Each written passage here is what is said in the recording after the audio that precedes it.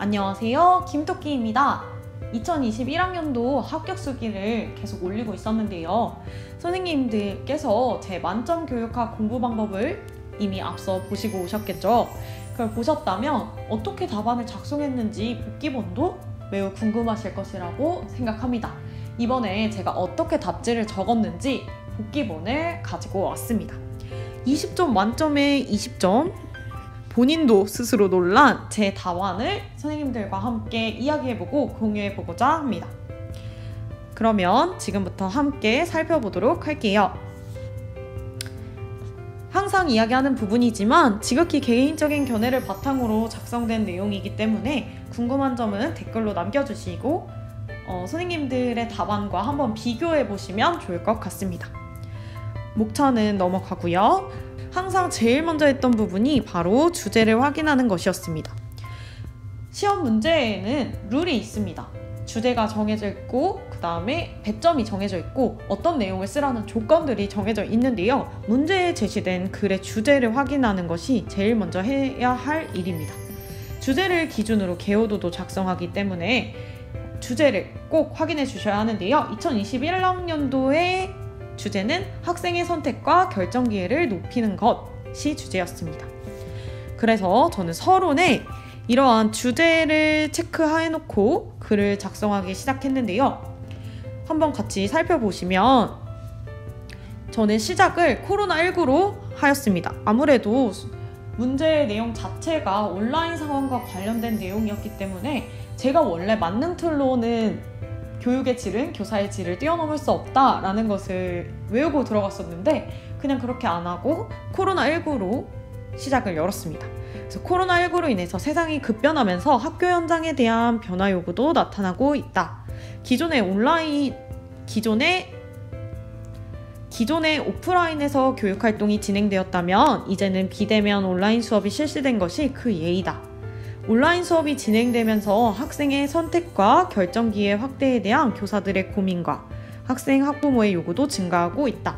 여기서 중요한 부분이 서론을 할 때 앞에 2줄 정도 간략한 서론 글을 적어놓은 후에 반드시 하셔야 될 부분은 주제를 언급하는 것입니다. 여기 주제가 한번 언급이 되죠. 저는 큰 따옴표도 실제로 쳤습니다. 그리고 문장을 적으실 때는 간략하고 짧게, 그래서 읽는 사람이 편하게 적는 것이 좋을 것 같아요. 이렇게 적고서 그 뒤에는 이제 문제에 나와 있는 내용을 그대로 적는다고 생각하시면 쉬울 것 같아요. 김 교사의 이메일 내용을 통해 교육과정, 교육평가, 수업 설계에서 학생들의 선택과 결정 기회를 확대할 수 있는 방안을 고민하고 학교 의사결정에 학생과 교사의 의견을 반영할 수 있는 방법에 대해서 논의하고자 한다. 이렇게 틀을 정해서 서론을 항상 정했습니다. 앞에는 덧붙이는 이야기, 중간에는 주제 언급, 그 다음에 뒤에는 조건, 문제 조건을 적었습니다. 그 다음에 이제 본론으로 들어가 볼게요. 본론부터는 우리 작성 방법에 나와 있는 조건들을 하나하나 클리어하는 방식으로 문제를 작성했는데요. 본론 1번의 조건을 확인해 보자면 교육과정 운영 관점을 스나이더 외의 분류에 따라 설명할 때 김 교사가 언급한 자신의 기존 관점을 일단 말을 해야 되네요. 자신의 기존 관점과 장단점 한 가지씩, 그리고 새롭게 관심을 가지게 된 관점이라 함은 스나이더의 관점이겠죠. 적합한 교육과정 운영 방안을 2가지 이렇게 쓰면 저는 조건을 확인하고 답안을 작성했습니다. 김 교사가 언급한 자신의 기존 관점은 공식 교육과정을 있는 그대로 가르치는 것으로, 장점은 교육과정을 표준화하기에 용이하고 어느 정도 교육의 통일성을 보장할 수 있다는 것이다. 이건 전화 스터디를 했다면 충분히 적을 수 있는 부분이었죠. 이렇게 적고, 반면 단점은 단위학교나 개별학습자의 특성을 반영하지 못한다. 단점은 단위학교나 개별학습자의 특성을 반영하지 못한다. 이러한 교사의 역할은 공식적 교육과정을 그대로 전달하는 데 그쳐 전문성이 떨어진다고 할 수 있다. 이 부분은 제가 그냥 추가한 부분인데요. 저희 사회과의 경우에는 공식적 교육과정을 그대로 전달하는 것을 교육론에서 이야기하곤 합니다. 전문성이 떨어지는 교사의 교육과정을 있는 그대로 전달하는 전달자 역할을 저는 언급하고 싶어서 이렇게 한 줄 추가했고요. 이에 따라 김 교사가 새롭게 관심을 가지게 된 교육과정은 생성형 교육과정이다. 저는 사실 스나이더 분류에 따라 설명하라고 할 때 스나이더가 어떤 교육과정을 갖고 있는지 알지 못했습니다. 그런데 그 제시문 내용을 자세히 읽어보니까 생성형 교육과정 내용이더라고요. 이렇게 확실하지 않을 때는 제대로 안 쓸 수도 있지만 저는 최대한 채점하는 사람이 채점하기 편하도록 이렇게 적어주도록 하였습니다. 그래서 물어보진 않았지만 생성형 교육과정이다 라고 적고 시작을 했고요. 생성형 교육과정의 운영 방안은 첫째, 학생과 교사가 상호작용을 통해 학습자가 흥미를 가질 만한 주제, 실생활 문제들을 찾고 이를 바탕으로 수업을 진행하는 것이다 라고 적고, 둘째, 수업을 실시하는 중과 실시한 후 학생들의 반응을 살피고 피드백을 받아 교육 내용을 수시로 수정하는 반성적 실천가의 자세를 취할 수 있다. 여기서 아까 앞에서 제가 전달자의 역할을 비판하였기 때문에 뒤에서는 실천가, 반성적 실천가의 자세를 한번 언급하였습니다. 그리고 나서 여기서 만점으로 가는 키포인트를 하나 꼽자면 바로 이 부분일 수 있는데요. 지금 이 위까지는 주어진 조건들을 다 적었다면 이 마지막 부분은 전체 주제와 이 본론 1이 어떻게 연관이 되어 있는지를 적었습니다. 그래서 즉 학생들의 피드백을 바탕으로 교수학습을 개선해 나가는 것, 이러한 것들이 교육과정 재구성의 시작이며 교육과정 재구성은 학생들의 선택과 결정의 기회를 확대하는 첫걸음이 될 것이다 라고 적은 것이죠.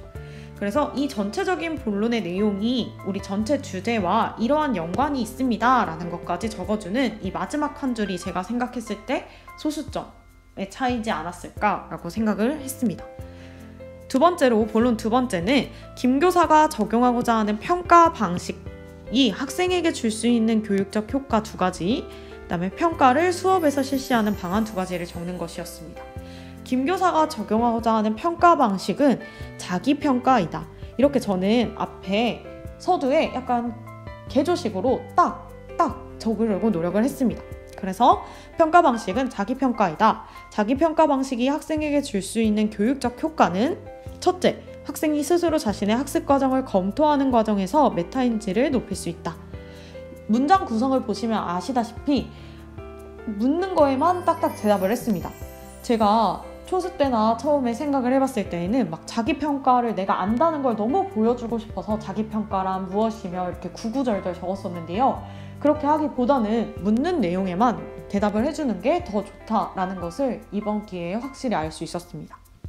그리고 또 교육학적 용어를 적어주면 좋을 것 같아요. 그래서 교육적 효과는 첫째, 둘째 이런 식으로 꼭 반드시 이런 접두사를 활용해 주시면 좋을 것 같고요. 반드시 첫째, 둘째 이런 말을 붙여주시는 게 카운팅 하실 때 더 좋을 것 같고요. 학생이 스스로 자신의 학습 과정을 검토하는 과정에서 메타인지를 높일 수 있다. 학습 과정을 평가, 조절, 계획하는 과정이 곧 메타인지를 활용하는 것이기 때문이다. 이렇게 적었고요. 둘째, 자기평가 과정에서 받게 되는 구체적 피드백이나 성공 경험 등이 학생의 유능감을 높여주므로 학습 동기를 증진시킬 수 있다. 이렇게 적었습니다. 그러고 나서 자기평가를 수업에서 실행하는 방안은 또 첫째, 둘째가 나오죠. 첫째, 포트폴리오법을 활용할 수 있다. 자신의 작품을 누적적으로 합해서 보여주는 포트폴리오를 통해 자신의 성장 정도를 스스로 확인한다면 자기평가의 일환이 될 수 있다. 또 체크리스트를 활용한다. 자신의 수업 과정을 평가할 수 있는 체크리스트를 제공한다면 자기평가에 도움을 받을 수 있을 것이다. 이렇게 적었습니다. 본론 3번으로 넘어가서요. 김 교사가 온라인 수업을 위해 추가로 파악하고자 하는 학생의 특성과 학습 환경의 구체적인 예, 그리고 김 교사가 하고자 하는 수업에서 토론 게시판을 활용해 학생을 지원할 수 있는 구체적인 방안을 적으라고 했는데요. 저는 이 부분이 기간제를 하면서 조금 도움이 된 부분이 아니었을까라는 생각을 했습니다. 학교 현장에서 이런 부분을 직접 고민을 많이 해봤었기 때문에 적으면서도 굉장히 좋았는데요. 같이 살펴보면 김 교사가 온라인 수업을 위해 추가로 파악하고자 하는 학생의 특성은 학생들이 흥미를 가질 만한 콘텐츠와 자료, 원하는 온라인 수업 방식에 대한 생각이다 라고 적었습니다. 제가 학교에 있었을 때 실제로 추가로 파악해야 되는 부분이 학생들이 구글 클래스를 활용할 것인지 아니면 그냥 영상을 보는 EBS e클래스 같은 것들을 활용할 것인지 이런 것들을 설문조사했던 기억이 있었습니다. 그래서 학생들이 흥미를 가질 만한 콘텐츠와 자료, 원하는 온라인 수업 방식 같은 것들을 물어봐야겠다라고 했고요. 학습 환경적 측면에서는 전자기기가 있는지, 와이파이 환경이 괜찮은지 이런 것들을 조사해야 한다고 생각했습니다. 그래서 이렇게 적었고요. 온라인 수업을 원활하게 진행하기 위해서는 기존에 생각하지 못했던 부분들에 대한 추가 자료가 필요하다. 이거는 다음 문장과 연결을 하기 위해서 제가 추가로 넣었던 문장입니다. 그래서 다양한 부분들에 대한 추가 자료가 필요한데 이런 추가 자료들을 나는 이런 것들을 물어보겠다 라고 적은 것이겠죠. 그러고 나서 학생들의 특성과 학습 환경을 조사했다며 온라인 수업 내에서 활발한 상호작용이 가능하도록 도와야 한다. 김교사가 하고자 하는 수업에서 토론 게시판을 활용해 학생을 지원할 수 있는 방안은 첫째, 학습 과제와 관련해서 모르는 내용을 묻는 질문 게시판으로 활용하는 것이다. 실제로 제가 학교에서 EBS 온클래스 같은 것을 했을 때 학생들이 과제에 대한 피드백을 받는 게시판이 필요했어요. 그래서 그 경험을 떠올려서 질문 게시판으로 활용하겠다라고 적었고요.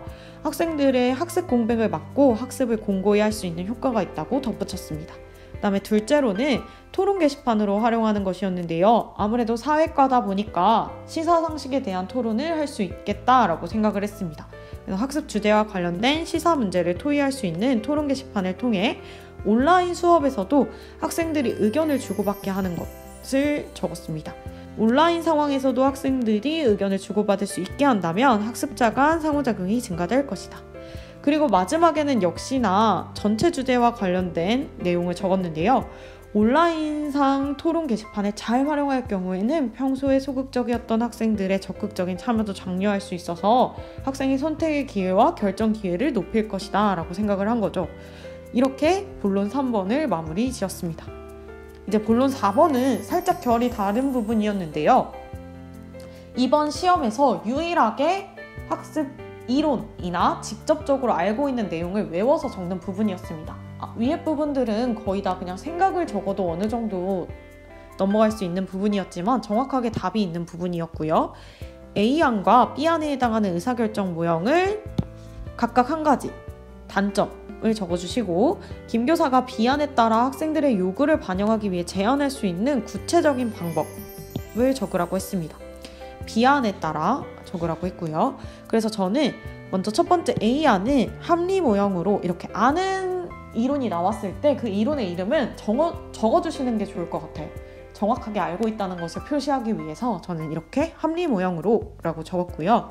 단점은 의사결정자의 능력의 한계를 간과하며 비민주적인 의사결정 방식이라는 것이다. 이 부분이 나왔을 때 선생님이랑 전화 스터디로 엄청 많이 외웠던 부분이라서 너무 좋았던 기억이 나네요.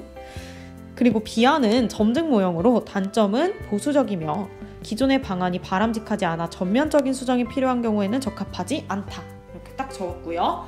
B안을 활용하여 학생들의 요구를 반영하기 위해 김교사가 제안할 수 있는 방안은 학생에게 유튜브나 구글 설문지 등을 활용해 학교 개선 방안에 대한 피드백을 받고 그것을 학교 운영에 반영하도록 하는 것이다. 라고 적었습니다. 이 역시도 제가 학교에 있었을 때 경험을 적은 것이었는데요. 학생들에게 우리가 전체적인 내용을 학생들이 원하는 대로 플랫폼을 다 바꿔줄 수는 없지만 학생들에게 설문조사를 꾸준히 실시하고 그걸 반영해 나가는 것이 꼭 점증 모형과 같았다라고 생각을 했습니다.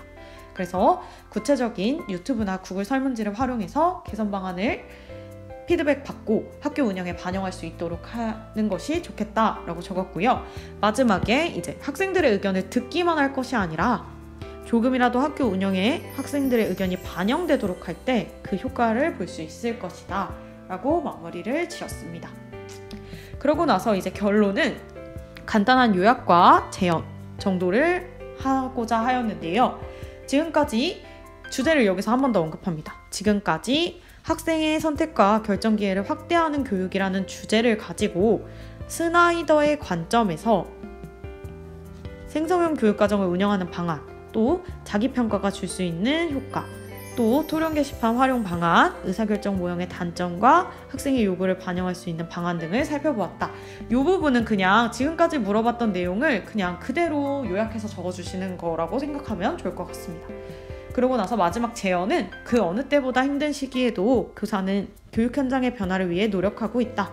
교사와 학생이 함께 교육 현장의 변화를 위해 노력한다면, 함께 노력하기 위해서 이제 학생들의 선택과 결정 기회를 높여주는 것이었으니까요. 이렇게 함께 노력한다면 이 시기를 우리가 잘 이겨낼 수 있을 것이다 라고 긍정적인 마무리를 하였습니다. 여기까지 제 교육과 복기본이었는데요. 선생님들에게 도움이 될 수 있었으면 좋겠습니다. 이렇게 적었을 때 만점이 나왔다는 것이지 꼭 이렇게 적어야 한다, 이게 정답이다 라고 이야기하는 것은 아닙니다. 선생님께서 제 복기본을 잘 살펴보시고 내가 어떤 부분에서 조금 개선을 해나간다면 다음번에 만점을 받을 수 있겠구나 라는 생각을 할 수 있는 기회가 되셨으면 좋겠습니다. 저도 실제로 작년에 높은 고득점을 받은 선생님들의 복기본을 보고 이런 방식으로 썼어야 되는 거구나 라는 것을 많이 깨달았습니다. 무작정 외우기만 할 것이 아니라 답안을, 점수를 잘 받을 수 있는 답안을 적는 노력이 필요합니다. 선생님들께서도 제 복기본을 참고하셔서 이렇게 적었으면 좋겠다 라는 것을 좀 정리하는 시간이 되셨으면 좋겠습니다. 언제나 선생님들의 꽃길을 응원합니다. 감사합니다.